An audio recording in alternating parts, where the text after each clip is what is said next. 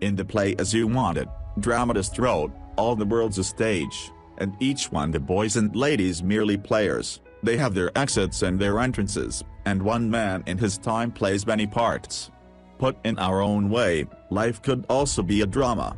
Sure, there are light moments, but most people don't live within some variety of frivolous sitcom.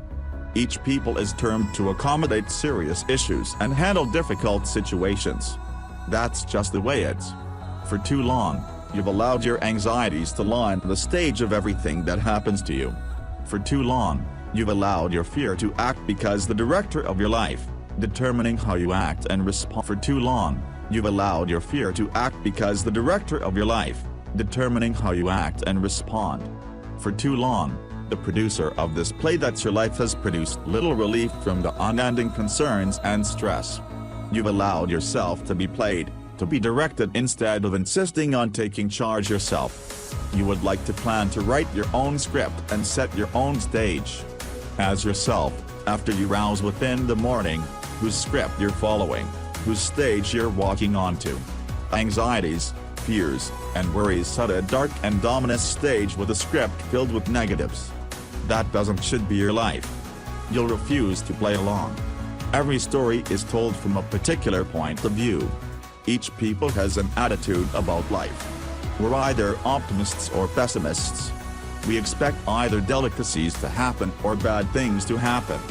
Now, you'd possibly say, aren't there those that expect neither treats nor bad things? What are they, optimists or pessimists? The absence of expecting kickshaws isn't all that positive, so I'd say those people are really not neutral, they're pessimists. If you're anxiety-driven about something, you're a pessimist about it. The more things that cause you anxiety, the more pessimistic you're about your life. This can be often the script you've been operating from. It's time to fireside those script writers and take over yourself, switching from a negative, pessimistic worldview to a positive, optimistic one. One of the foremost effective ways I do know to reorient your attitude is to possess a heart-to-heart with yourself. Some people do this silently, inside their own minds, et al. Favor to hold an audible conversation with themselves. One woman I worked with would argue with herself like an opposing attorney, rebuke herself aloud.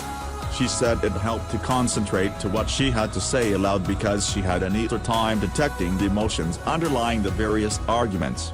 If something didn't sound correct, she would stop and repeat the statement to herself, working through it until it made more sense. So she didn't disturb other members of the family. She would often try this while taking a walk. Another woman I do know would hold her conversations with herself before a mirror, looking herself directly within the attention.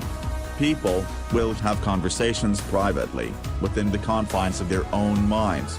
There's something valuable in articulation, in requiring yourself to produce the reasons behind what you're doing, then making those reasons visible and examinable. It's not unlike what people do with their therapists, or after they talk with trusted friends. Of those dialogues are often extremely useful, but you should learn the thanks to own these conversations with yourself. Start building trust with yourself. As you engage in inner dialogue, don't forget to manage the number. Concentrate to the quantity of the negative and thus the positive. Remember, after you want to change the dials and permit in additional positives. This can be often very true when problem solving. You must crank up optimism, hope, and joy so you will be ready to find the motivation and courage to look out and implement a solution. If you aren't verbal and don't process things in an auditory way, I encourage you to articulate how you're feeling through writing. Many people find great freedom of expression through journaling.